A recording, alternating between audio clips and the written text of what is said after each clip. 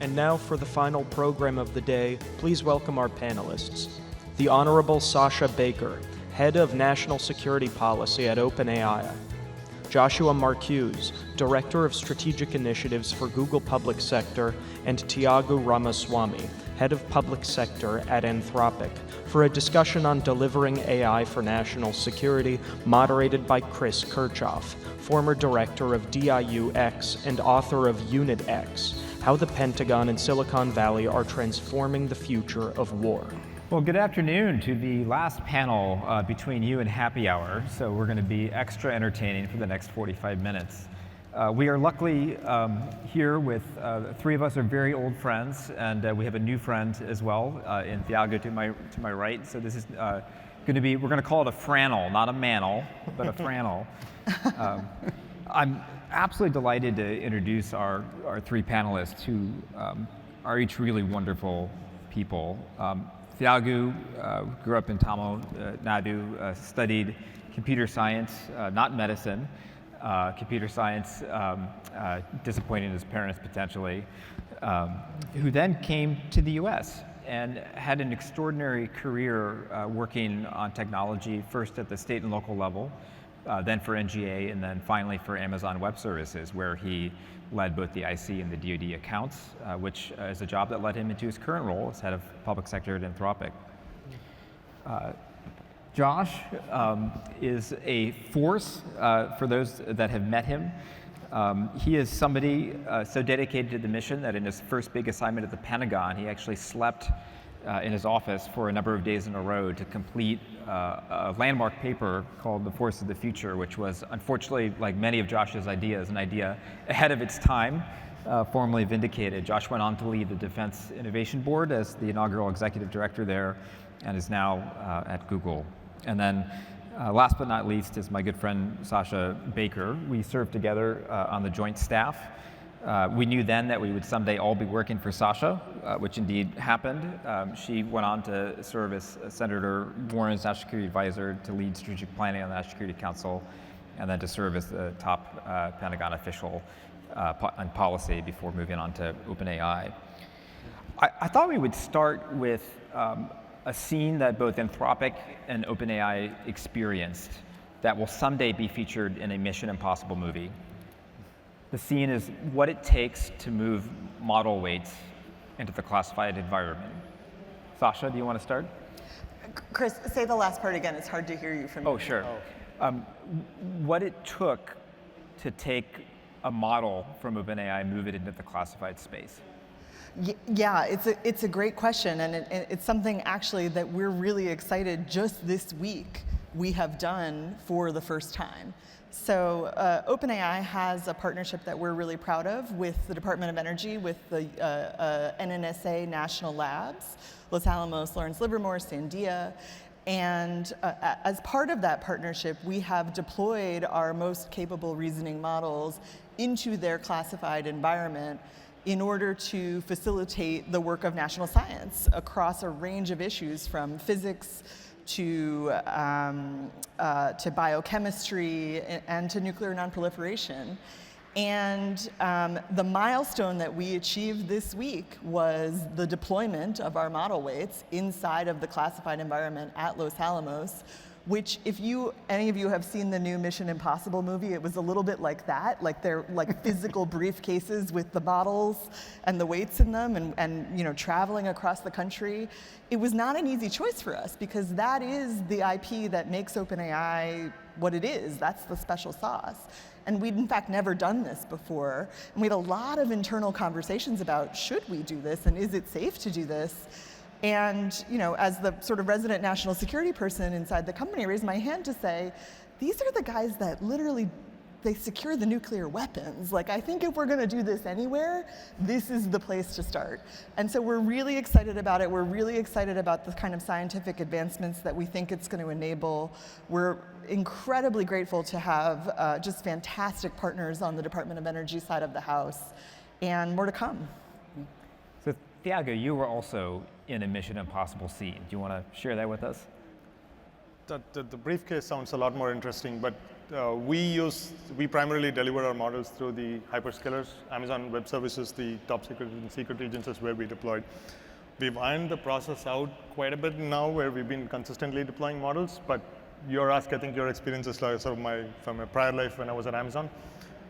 A year ago, when we tried deploying the models for the first time, we literally sort of had to all assemble in a room, get into a skiff, and sort of see the model weights transfer, and the model weights get deleted from all the traces. So eventually, when it lands, it's in a place where it's secure, no one has access to it, and the IP is well protected. So we had to work through that process, slightly different variations of it, but it's still a technological sort of delivery of these model weights through the low to high pipeline for folks who are in the space. Yeah. It really is an extraordinary story of what it takes to bring these two worlds together. Josh, you were part of a group of people that saw this trend coming long before it arrived. What has it been like being at Google at a period of immense experimentation, bringing these novel capabilities into the national security space? What has surprised you in terms of things that have worked really well? What has surprised you in things that have been particularly challenging? It's a great question, Chris. And I have to say, I think one of the things I'll say, building off of my colleagues have said, is that their story, their Mission Impossible story, is a testament to how dedicated to mission they are. But it should not require action hero level heroics in order to adopt a technology the government has been claiming that they want to deploy for several years. And I think thank goodness that there are people like all of us with government experience to know how to smuggle innovation into the system, but that's not what the system is asking for. And so I think one of the big frustrations, Chris, to answer your question, is the cognitive dissonance between what Google engineers can invent and what the government is capable of consuming drives a lot of frustration for both the end users and the operators and the leaders, and for the technologists. And so I think what all of us would like to see is an appropriate degree of attention paid to creating the glue that brings the technology in with less friction. And one of the things that really struck me, and I'll mention this because all of us are here in part because of Eric Schmidt. One of the things that I learned from Eric when I was in the Defense Innovation Board was he said that people outside of Silicon Valley really overestimate how much of the innovation in these companies, and particularly the AI companies, comes from the genius of the researchers, and how much is actually attributable to how thoughtful these companies are about the design of their infrastructures, their systems, and their tooling.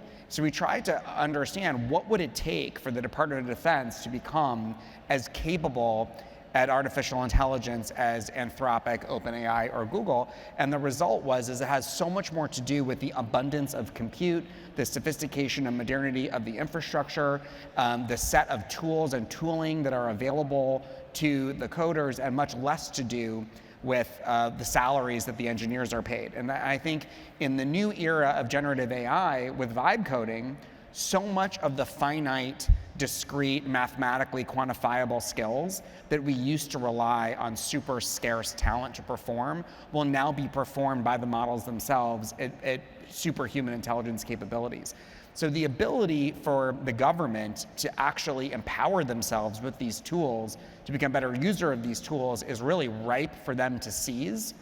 But they have to overcome a lot of the friction that they put in place through primarily the accreditation process and the authority to operate process, which I can testify personally to everyone on this stage has been slowed down a minimum of 6 months, maximum of 18 months in delivering value to the government because of those policies, which are meant to keep the government secure, but there's actually so much risk in keeping the government hermetically sealed off from these innovations. And so, as risky as it is to think about model injection attacks and adversarial AI and things like that, I think it's really very risky that it requires Mission Impossible suitcases to get the future into the people that control the nuclear stockpile. That is a big risk. So, Josh, I'm glad you mentioned Eric Schmidt, who we've all had the privilege of working for. Of course, Ash Carter is also a part of this conversation. We have Stephanie here with us today. Ash is, importantly, sees challenges also as opportunities. and then assigns you some of the hardest missions you could possibly get as a result. Sasha, Thiyagu, I'd love to hear your own thoughts on what are challenges that we can actually turn into opportunities to get rid of some of the friction that Josh is mentioning that really is slowing our nation down. Yeah, it's a great question, and let me just say, I had the great privilege, of course, of working for Ash Carter, for Secretary Carter when he was Secretary of Defense, and working particularly on the technology portfolio, and traveling with him around the country to universities, to Silicon Valley, to military installations, to try to do whatever we could to connect back the technology ecosystem and the Pentagon in a way that they had become sort of independent of each other. And it was an uphill climb. I mean, there were places where we got laughed out of the room, or we would have it had he not been the Secretary of Defense. There really was not at that moment a receptive audience. And looking out at this crowd here today, I can't tell, I think about this all the time, how gratified he would be if he were here today to see all of you and to see the newfound enthusiasm in the technology industry for taking on missions that have national purpose. It is, that was his life's work, and it's so meaningful to those of us who worked for him, who cared about him, to see that coming to fruition. But to answer your question, look, I mean, I think so much of this, and Josh and I, in fact, were just talking about this last night, is about building organic enthusiasm, in my view, organic enthusiasm inside government for these tools and for these capabilities, because it is the user, at the end of the day, who's going to drive demand. And I think we've probably all had the experience up here of talking to former colleagues or friends or people that we know who work at the Pentagon who tell us they use, whether it's Claude or Gemini or ChatGPT, in their personal lives, and they can't access it at work. And literally, I've had people tell me, I've gone out to my car in the parking lot to type it into my phone, and then I've emailed myself something because I can't access it inside my office because of some of these barriers that Josh is describing. And so, I think, there's sort of two halves of the puzzle. One is building that organic enthusiasm and giving people access to the tools so that they can see what they're capable of. Because once people try to experiment with it and they start to use it, they discover actually there's a lot of things that they want to do with it that we might not have even thought of. And then the other half of the equation is removing some of those institutional barriers that make it hard for us to do the first part. So I think of it as sort of two halves of the same coin. Thiyagu? Can I agree with a lot of what you said, but I'll offer a little bit of hope. I think when the government decides they want to move really quickly, I think it happens. Yes. I think that I've seen it in action. As an example, when we had to move the cloud models to the high side, we did that in a matter of about 6 months, and the only reason it was successful is because of the back and forth that we were able to go really quick in terms of getting that model delivered. We then sort of, to go even further this year, we had customer feedback that there are specific unique use cases on the high side that needs a sort of a variant of a model. So we actually fine-tuned a variant of the Claude Sonnet model and brought it to the high side. That actually has a tremendous sort of adoption. We have tens of thousands of users starting to click, experiment. It's basic chatbot experience, but a lot of document summarization, a lot of trying to understand how do they bring the mission to the chatbot, I think is what they're essentially doing. Personally, I'm thrilled at the pace of adoption as a chatbot, but I think we have a long ways to go. I think this is one sort of sliver of a success story, in my opinion, but I think generally speaking, in a lot of other areas, I'm sure I can sort of, I'll plus one everything you said. No. I mean, and listen, we are all impatient, hungry, ambitious people that want to see impact. So we are going to focus on that. But you're absolutely right. We have had similar experiences of seeing the same kind of hockey stick curve of adoption inside the government when the tools are made available that you might see commercially. And that is, of course, super rewarding. But I think one of the things that I really love about what Sasha said is that if you get people interacting with a chatbot-like interface, it does give them like the instant dopamine hit of seeing the positive results right in front of them. But the use cases that I am the most passionate about are not necessarily things that are involving chat or search or human sort of information-based query. It's actually the incredible systems level power of transformational workflows with agents. I think the real breakthrough that we saw this past year was agentic AI, where what we really want to do is be able to empower human users to create intentions and to communicate intentions to systems, and then have systems interact with each other to fulfill the human's intention. And when you think about the national security implications of the speed of decision making, if you were just to superimpose that capability into the contested logistics problem, it allows commanders to be really strategic users of networks and ecosystems of supply chains, rather than spending a lot of their time in spreadsheets saying, I need you to move this pallet of water here, I need these munitions there.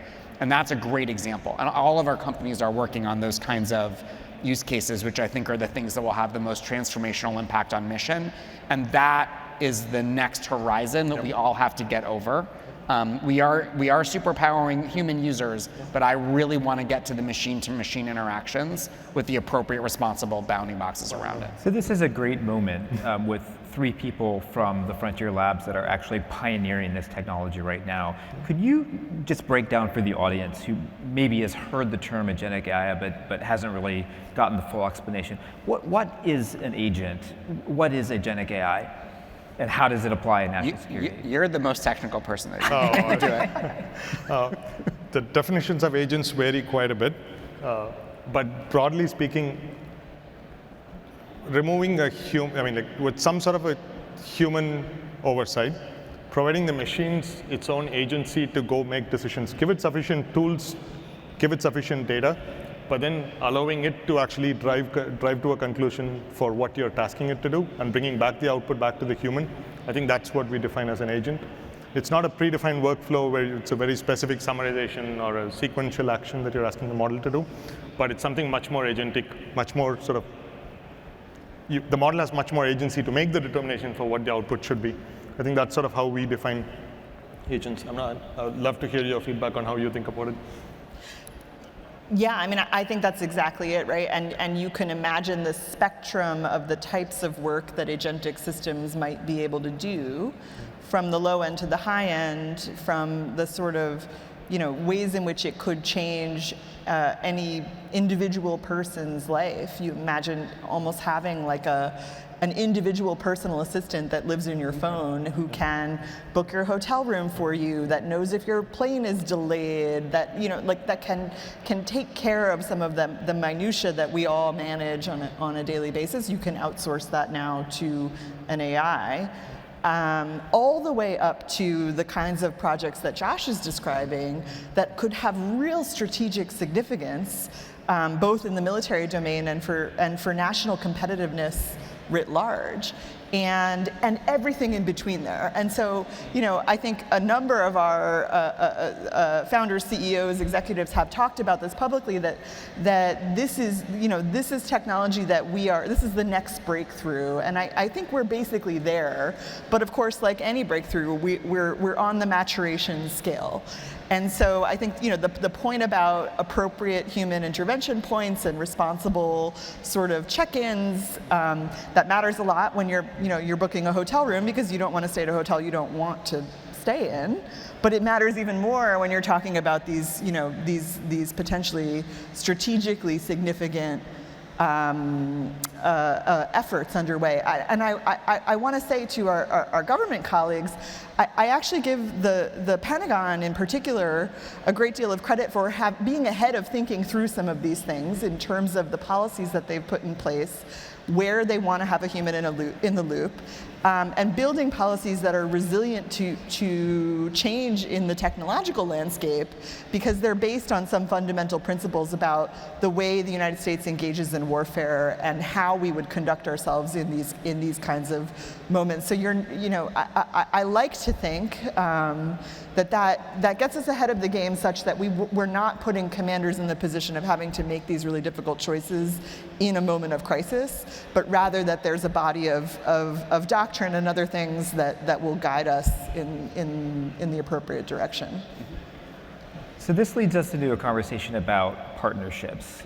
Frontier Labs are, of course, developing extraordinary capabilities, but each of you are also partnering with many defense tech companies and even with each other in different ways to deliver capabilities. So, for example, Thunderforge, maybe we could talk a little bit about a first attempt at an agentic command and control system that's bringing together Scale AI, Google, Microsoft. Sasha, of course, you're working with Anduril on an extremely important counter-UAS initiative that bears even more importance after the events of 2 days ago. What is the power of coupling frontier capabilities with hardware and other capabilities from defense tech companies? You want me to start? We can. Josh? Sure. So an example of a partnership is, I've worked on this a long time. This one is really personally important to me. Google recently announced a partnership with Lockheed Martin.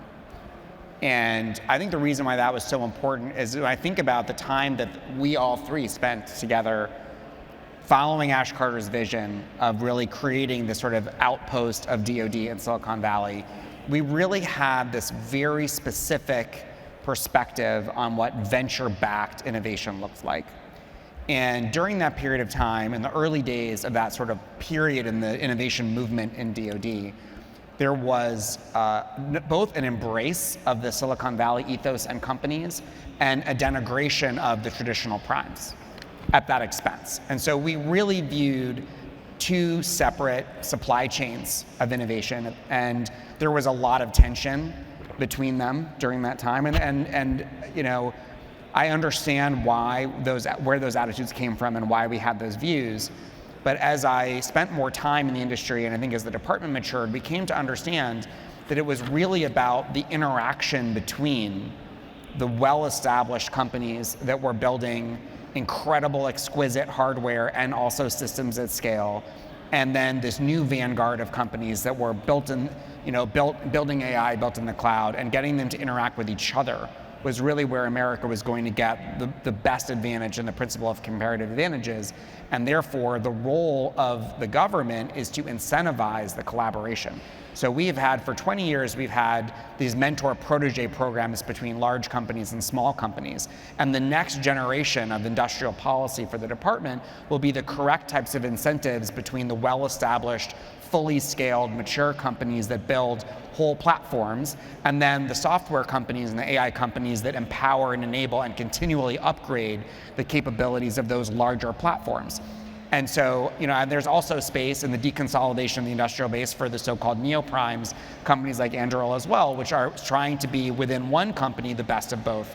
And the ecosystem has to encompass all of those things. So the reason why the Google-Lockheed Martin partnership is so significant is that it is now an example of one of the most important and most significant technology companies in the world, and one of the world's most important and most premier aerospace and defense companies in the world, creating that partnership around generative AI to enhance their engineering. Not to be different from them, but to help them be better at who they are. The heritage of their company, but upgraded for the Gen AI era. And I think more partnerships like that for all of our companies is how we're going to create the deterrence that we need for the era of great power competition. One of the things that is so consequential about what Ash put in motion is the arrival of $200 billion of venture capital funding for defense tech companies that did not exist before he decided that commercial partnerships needed to be elevated in the worldview of the Department of Defense. What's less talked about, though, what you just touched upon, of course, is that we have legacy primes, who also themselves are repositories of incredible capabilities, and who are oftentimes struck in a regulatory and capital structure that does not allow them to become the kind of product companies they might want to. So yes, this is an issue that we're going to have to follow for a while. Before we talk more, though, about primes and new entrants, Sasha, do you want to talk in detail about some of the partnerships that you're pursuing? Well, and Chris, you mentioned Anduril, which I think is a great example. Of course, the OpenAI Anduril partnership is much smaller than the Google Lockheed Martin partnership, in part just because of the size of our relative companies. But I think what we value so much in our partnership with Anduril is that they think about innovation in a very similar way that we do, and their focus on the sort of the mission of defending the warfighter, I think, resonates really deeply with many of us on our side. And one of the things that we're working on with them, which we've talked about publicly before, is related to counter UAS and air defense, largely in sort of the small UAS category. And I will say, for me personally, having served in the Pentagon in the initial months of the conflict that continues on in the Middle East, where we were having the experience of having U.S. service members throughout the region under fire, under attack, oftentimes from these small UAS. And in fact, we had a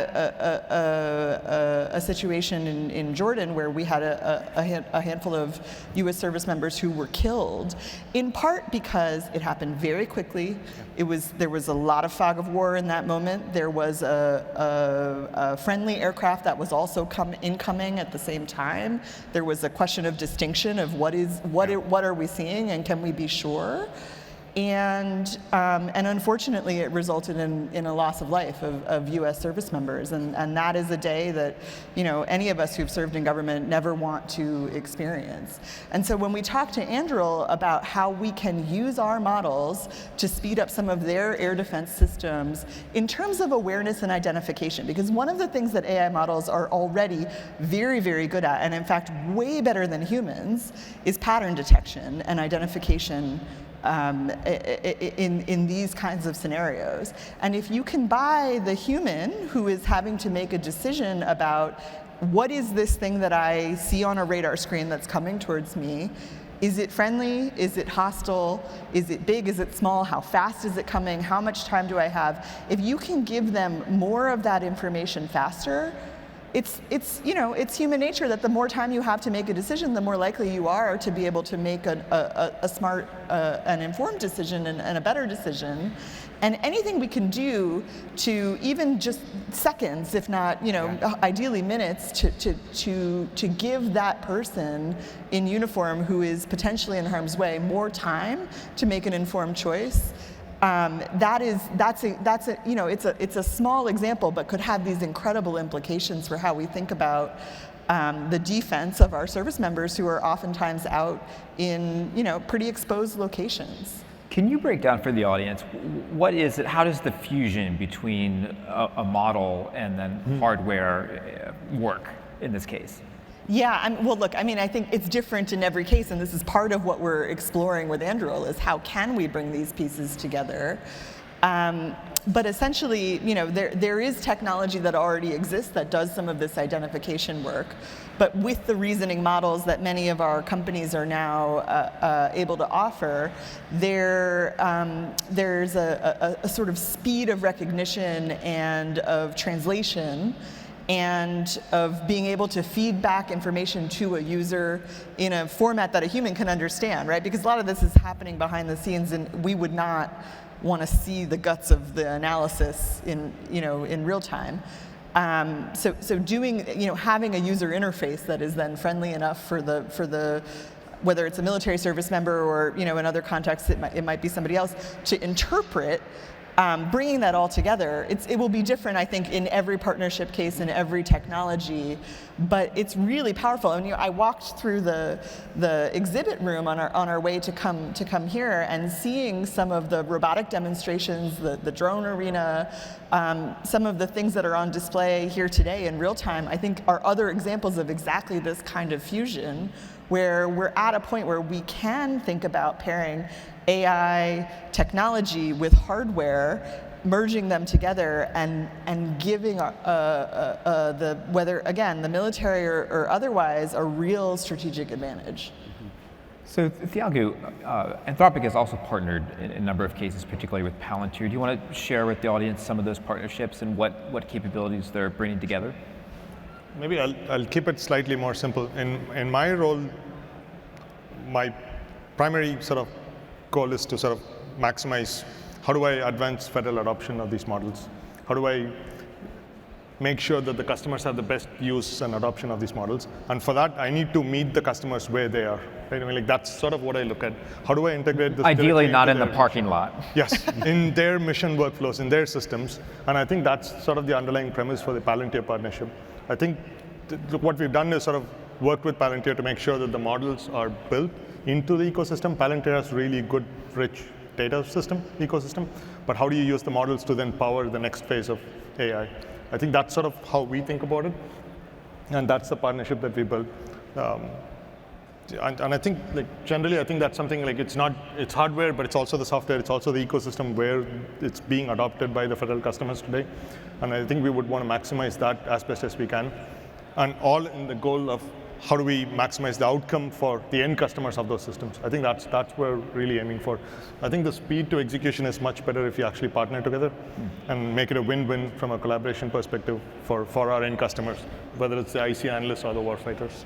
This really Can I say one more thought on this point, which I think we're all saying, but just to say it a little bit more explicitly, these partnerships between industry and among industry are actually a really essential part of building out the sort of mission alignment that we're all describing here of wanting to help the warfighter.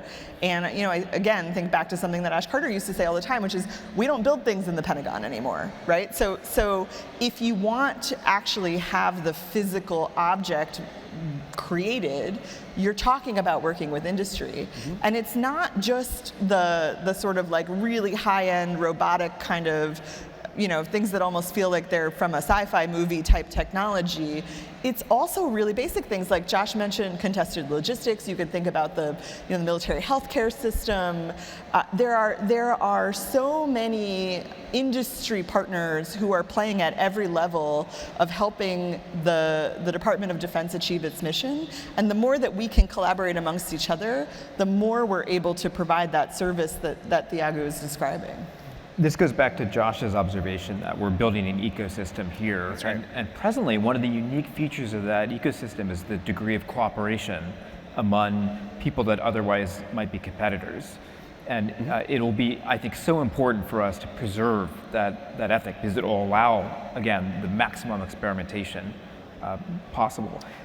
And also, Chris, choice. So like a super cool partnership is the one between our companies that both produce rival models. But we are working with Palantir and Anthropic on making it possible for customers to get both of those models and many other models and open source models. And that's because as we design this ecosystem for the users, we have to make choice one of the design principles, not only choice of model, but also choice of platform and choice of infrastructure, because that competition will drive quality and efficiency, but it will also help them make better choices about choosing the right model for what the right data is and for the right use. And also, by the way, there's all the edge cases. So you don't always have access to every model at every size and every cloud, depending on where you are. If you're at the tactical edge and you're trying to figure out how to jam in electronic warfare, all of the UAS in your area, you're going to have a particular size, weight, and power parameters that you can use for that unit in that theater, and it's totally different in a different set of circumstances. And so to give that flexibility to the user, especially when it's the kind of life and death situation that Sasha so eloquently described, we have to create flexibility. So the tendency of the industry is to create silos, and we are now building this ecosystem for the first time, and we have to, with the help of government, build it correctly to incentivize the right behaviors. And the teaming behaviors is super virtuous, and the competition is also important, but what that means is the government's deciding where it wants commonality and consistency of platform and where it wants competition. And that's why the role of the CDAO is so critical right now, because that's the set of choices that they need to make. Because a certain amount of homogeneity is necessary for the data integrity, and a certain amount of heterogeneity is necessary for competition. And so these are the design choices that our generation faces, and they're very consequential choices. Well, and if I had to, identify one place where I think we collectively, meaning both industry and government, are lagging, it is actually in getting that capability out to the sort of the bleeding edge and the most tactical levels. There's a lot of enthusiasm for it among the force, but I'm not sure that we've created the solutions yet that are really viable in that context. One of the reasons we made an announcement a couple months ago about the fact that we were going to have an open weight version of our models. And one of the things I'm most excited about with the open weight model is it gives us the ability to do exactly that, right? You could imagine a distilled version of the open weight model that could run on something much smaller than like a supercomputer that needs tons of GPUs and might be optimized for a particular mission or a particular purpose. That's not something that we could do easily with a proprietary sort of high-end model that takes lots of energy and lots of compute to maintain. So we have about 10 minutes left. Love to get in audience questions. So start thinking about what tomatoes you want to throw, and I will gladly hand them off to our capable panelists. But I'll just ask one last question, which is you each sit in a unique spot of actually being able to see the future before it rolls out as a product. And of course, if you'd like to make a product announcement here on stage, we would welcome that. But what most excites you about, say, where we're going to be in 18 months or 2 years or 3 years? What is coming at us that we're going to be delighted and astonished by? Thiyagu? Sure. From our vantage point, at least commercially, we're looking at a place and time where we think we'll move from a Claude assist to sort of a Claude collaborates. So. And we think that'll happen sometime this year, right? Like sometime this year or next year. I don't know I think you said 18 months. I don't know if I can make a prediction on 18 months on what happens on the high side. But generally, if we do things right, I think I'm super hopeful that we can go from, hey, like for example, today the IC analyst can sort of process the information, summarize documents, do the basic stuff.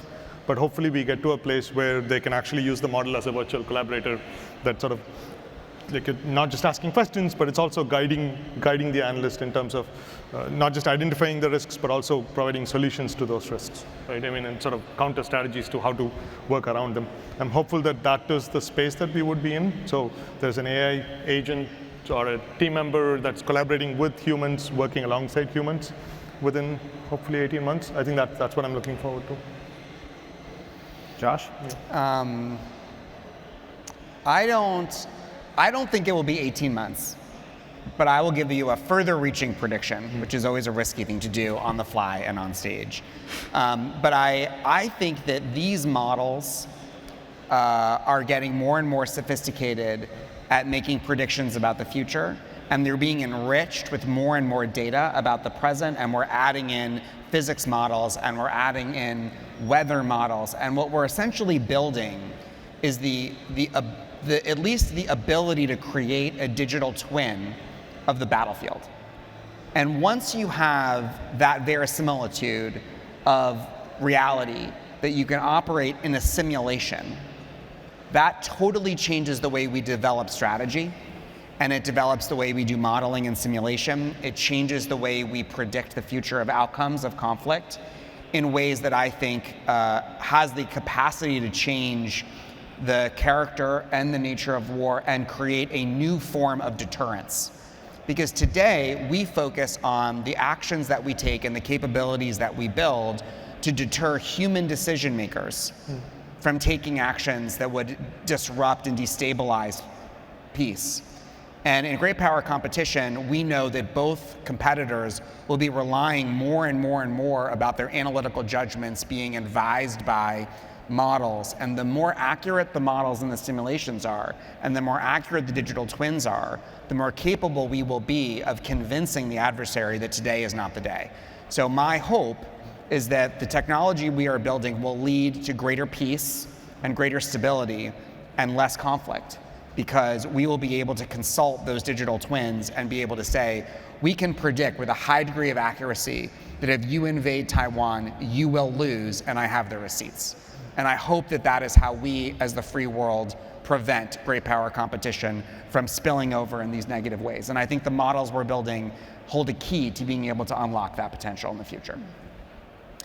I think I largely agree with Thiyagu that the promise of agentic systems, and as those capabilities mature, really have the potential to be transformative. let me. I know we're short on time, so I'll just quickly say I think there are two applications that I am personally very excited about. One in the national security space, one not. The one in the national security space that I think has the potential to be transformative is in the cyber domain. And one of the things that these models are very, very good at is coding, and models that are good at coding tend to also be very good at cyber, both offense and defense. But I think there's a huge opportunity, I know there are lots of people working on this already, to have an AI-enabled cyber defense that closes vulnerabilities before a human may even know that they exist. And when I think about some of the challenges that I spent a lot of time thinking about when I was in the Pentagon related to critical infrastructure, whether that's water systems or energy plants that the military was reliant on, but that we didn't actually control and we weren't actually responsible for protecting, I worried a lot about that vulnerability. And I don't think we're that far off from having AI systems who can help close those gaps. So I'm really excited about that. I think there's a huge opportunity there. On the non-national security side, just as just for me as a person, I think that we are going to see absolutely transformative research breakthroughs enabled by AI in the healthcare space. And I don't think that it's impossible that we could be talking about cures for diseases that people have been researching for decades, if not generations. Where all of a sudden, the finish line is in sight. And I think about the ways that could impact people's lives around the world. We spend a lot of time, especially in the national security space, talking about AI risk, but there's huge, huge opportunity here as well. So we have just 3 minutes and 30 seconds. Why don't we do a quick speed round and get maybe 1 or 2 questions out, and then the panel will speedily answer as many as they can. Hello, my name is Shajit. I just wanted to thank the 3 of you for coming out and taking the time to talk to us. I have a background at Homeland, and after that I entered big tech, worked at Adobe, IBM. I did notice working in tech, in government, and in the commercial sector, it took a lot to change a line of code in production. Specifically, talking to what Joshua said earlier with the authority to operate, the ATO process, and how that slows down some changes that could come to the field. Some feel that that's almost like a safety net. In a sense, it kind of catches some hasty changes. It may even catch a totally imperfect release. And that simple time might build in some general security in that sense of, maybe you'll get a more prepared product by the time it's approved. Do you feel that shortening that time to adopt is the best way to go, or do you feel like if Anthropic, Google, or OpenAI made any sort of change to a model, it should, within a week be implemented in production? Like, what do you feel like is the ideal balance between security and to production? Well, you're the most technical one, Thiyagu. I don't know if I got the question right, and it's a long question, so I apologize. The question is just, right now there are enough sort of breaks in the system that if we upgrade or update one of our models, it doesn't immediately get injected into a government system because they have these certification processes. If you were to take that layer off, is that actually dangerous? I think if I'm understanding the question correctly, because we might have a vulnerability in our system that if we introduce it into a government context could be more significant. Got it. Yeah. The way at least Anthropic deploys these models are through Amazon Web Services. So I think we sort of rely on the safety and security layers that are built into sort of the hosting layers from Bedrock perspective, and the same thing in the Google ecosystem and the Vertex perspective. I think we want to build the world's best models, partner really closely with the hyperscaler that actually provides the rest of the ecosystem, which is where really your data, your applications, and everything else resides. And that's sort of the mechanism that we look at when we deliver it. So I think, again, this is also the reason why partnerships become super important in terms of approaching it in a phased way. So internally, every time we release a model, there's a number of steps that we'll have to go through to make sure, to address many of the concerns that you brought up in terms of testing for all of the factors. I would just say Yeah. respectfully, Yeah. inefficiency is not a cybersecurity measure. No. And so we want to be able to rapidly push patches to close breaches, and we want to be able to rapidly push improvements. And we have automated code inspection and automated testing, and we should make sure that we don't make errors. But the way to prevent errors is not through delays; it's through better coding. The only thing I would add to that is that's why it's so important, I think, that the Department of Defense has developed policies around human in the loop. Right? I mean, we do not want our model making high consequence decisions without human eyes on it. And that, to me, is the most essential check in the scenario that you're describing. Yeah. Well, this has been an extraordinary conversation. So thank all of you for coming and spending time with us today. Thank you for attending. I'd like to give a quick shout out to some folks from SESP who made the event possible: Yili, Yobert, Angela, Mike, Tara, and PJ. They are part of a family in a way that Eric Schmidt's collaboration with Ash Carter has formed. And another byproduct of that family are the three people you see on stage, who are public servants now working at the frontier of technology. Thank you guys very much. Thank you, Chris. Thank you very much.